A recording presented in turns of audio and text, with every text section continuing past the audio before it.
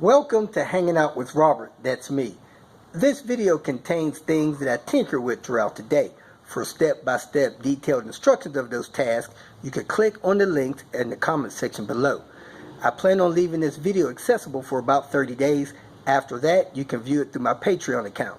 This video also has tips and tricks that I've learned over the years. So, thank you very much for watching. Day 3 of this manual transformation of this platinum wagon. Worth every minute of it.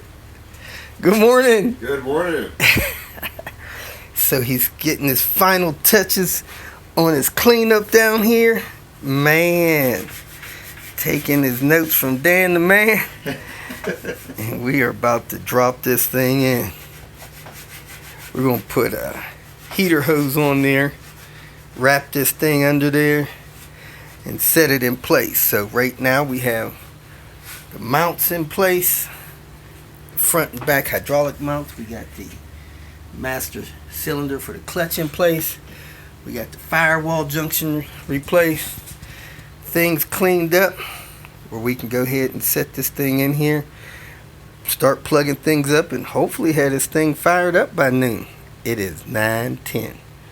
Volvo 850 BCS boost control valve. You can actually substitute this if you think this is bad with the 99 and 98 TCV off the S&V 70s, and I think the 99 S80s TCV.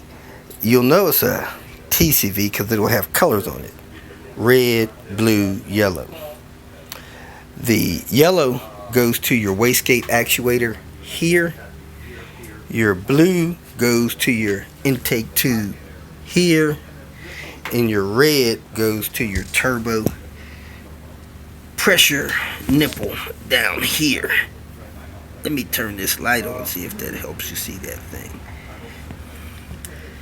That right there, you see my finger wiggling, and that gives pressure reading right off the turbo, right after the compressor wheel, to this valve, and then sends that signal to your ECU and helps you maintain boost through your computer ECU signals.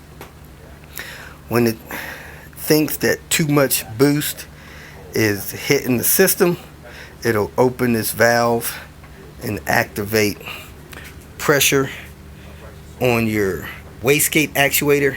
This wastegate actuator will start to extend this arm out, which will open up your wastegate inside there.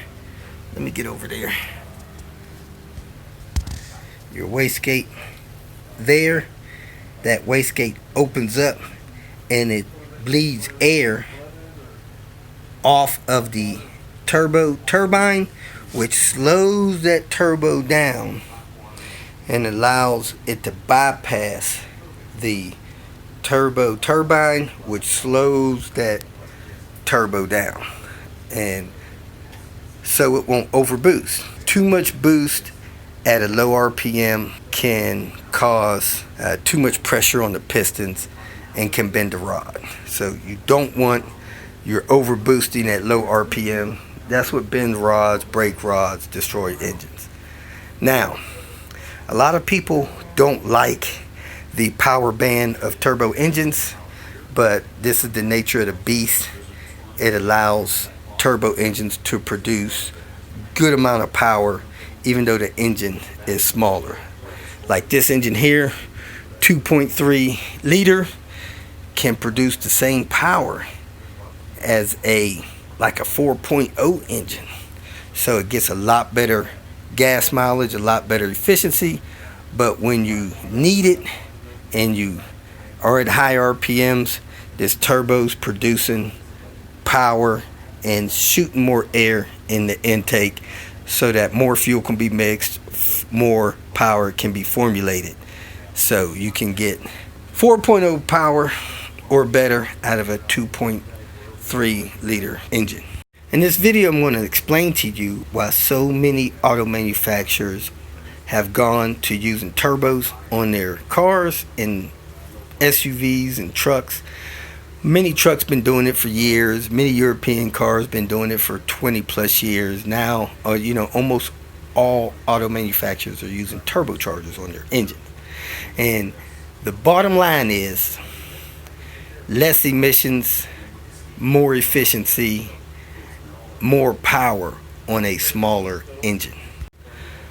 Your most common engine in the last few years have been 2.0 liter engines, small 4-cylinder engines that can produce the power of a large V6 engine. Engine power is produced in automobiles based on how much fuel and air you can get into the combustion area to burn and produce that power.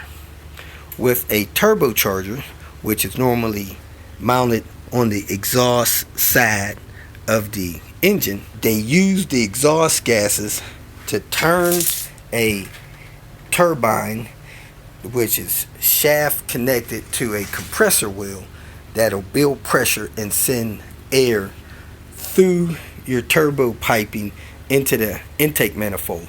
Gives it more air.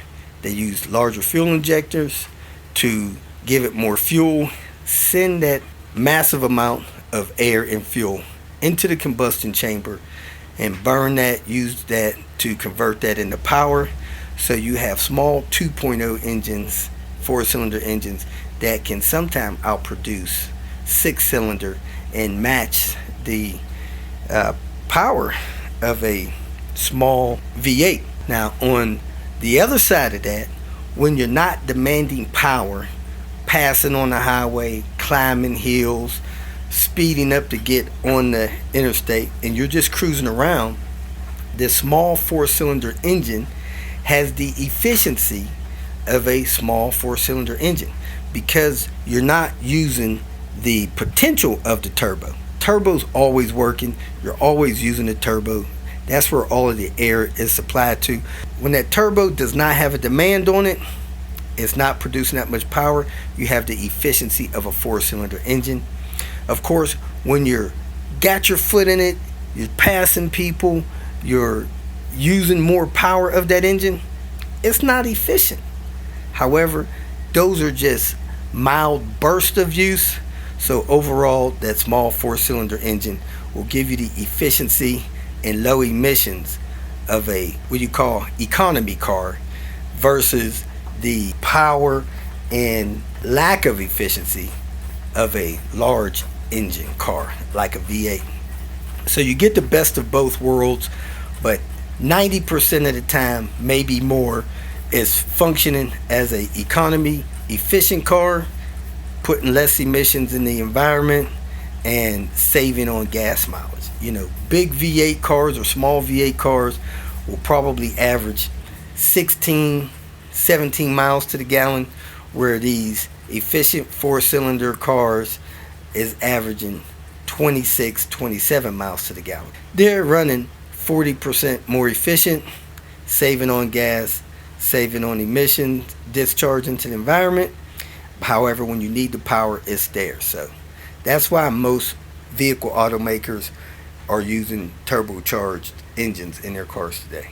If you ever need to remove your ABS modulating unit, of course this one has the ABS controller already removed. You got a 10 millimeter there. You could take this 10 millimeter loose and take that 10 millimeter loose, and this unit will slide toward the front of the car about a ½ inch to an inch. Then you can lift it out, of course, after you remove these lines. A couple of these lines are 11, most of them are 13. Then you lift that up and out of there. The only time you really need to remove that, of course, is if it's malfunctioned or you got a strip screw in your ABS module and you need to flip that thing over to get those strip screws out. So remove that 10, loosen that 10, loosen that 10. With that screw out, that screw loose, that screw loose, you can see the unit is pivoted out of there. Be careful when maneuvering your engine transmission over your car. You really should put a blanket or something really good here. I nicked this. I wasn't watching my side. Nicked the paint on this Platinum, man. That's horrible.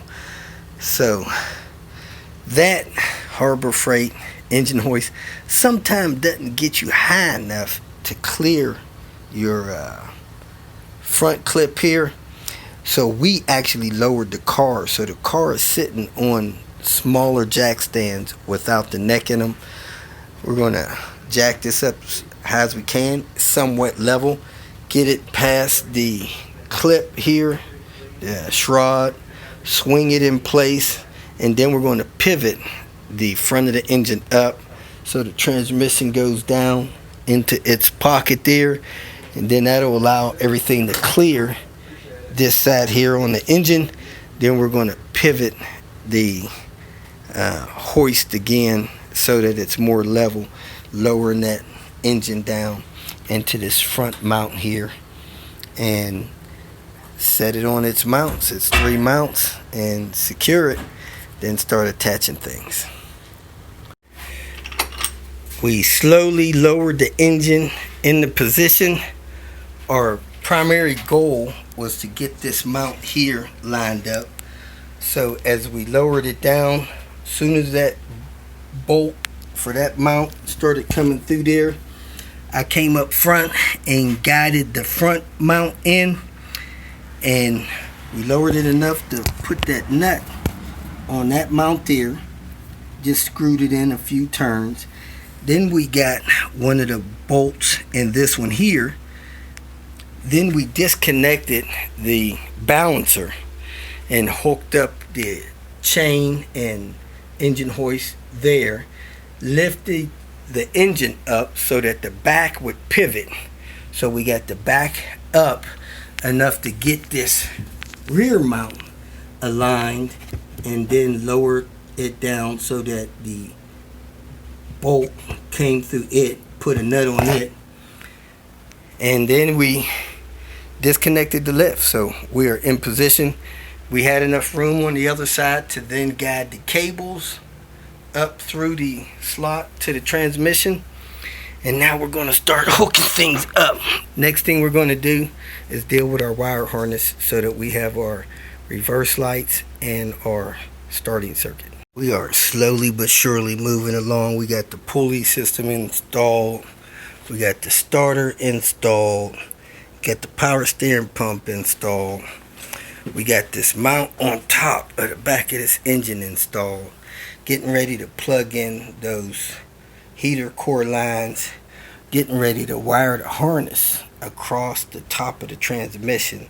We took the plastic harness sleeve and cleaning that up real quick so we could lay those wires in there. Then we're going to cut this PNP switch plug and do what we need to do to those wires so we can have a starter circuit and this circuit here for the reverse light.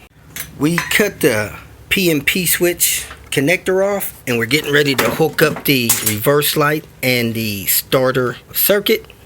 We found a blue, and we found a blue with a gray stripe on it. We found another blue with green on it that we're not going to use, and there's another blue that looks like it doesn't have anything on it that we're not going to use because it looks smaller than this blue.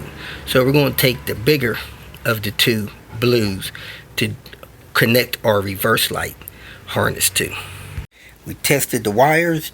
We did select the proper wires, so I'm going to go ahead and finalize that. We're going to take this fuel rail off and swap the injectors. Going to be installing blue injectors because Adriano has a tune, and I think he's experiencing fuel starvation and maybe cutting off because he don't have enough fuel. So we're doing that. He's already got a rip kit. We hit the starter, it cranked, hit reverse lights work. So we're just going to keep plugging along. As you see, I got the fuel rail loose.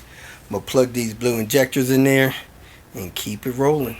One of these shift cables has a torn bushing. This one there. The other one is okay. However, since we're going to replace one, we're going to replace both with these roller bearings. Things are coming together quite nicely. We are getting ready to put the radiator in, but before we do that, I'm going to go ahead and hook up the clutch line. I got the bracket all set. Reach down here, plug this in there. I already put the ABS module in place, so that thing is down there somewhere. There it is. Plug this in, hear that click. Run that brake booster line through here and get this stuff secured. Put it in there. Hook this hose up so we can get ready. We are about to do the fan mod. We have it lined up here. I'm going to find out what I'm going to use to cut this fan assembly. I'm going to come across here, come down here, and come across there. And do the same on the top. And then secure this fan inside this shroud and set it in place. Because we have the radiator, intercooler, and condenser in place. And she lives. We primed the turbo oil line system. We did not have to reverse the crank sensor. And she fired right up. Hear a weird noise going on over here. See what that is.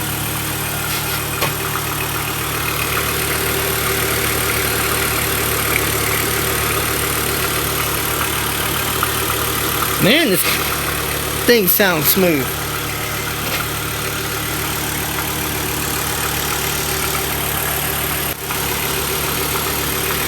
The belt is tracking straight like normal.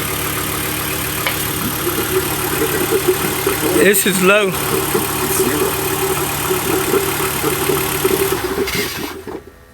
You got zero fluid in there. Why? Oh, because we emptied it. If you feel that this information was useful, please like it and share it with your social media friends. You can subscribe to my channel so that you will get notifications of future videos that I post. You can follow me on Twitter, and if you need to contact me directly, please visit my website. And if you have any questions, leave them below, and someone or myself will reply to them. Again, thank you very much for watching.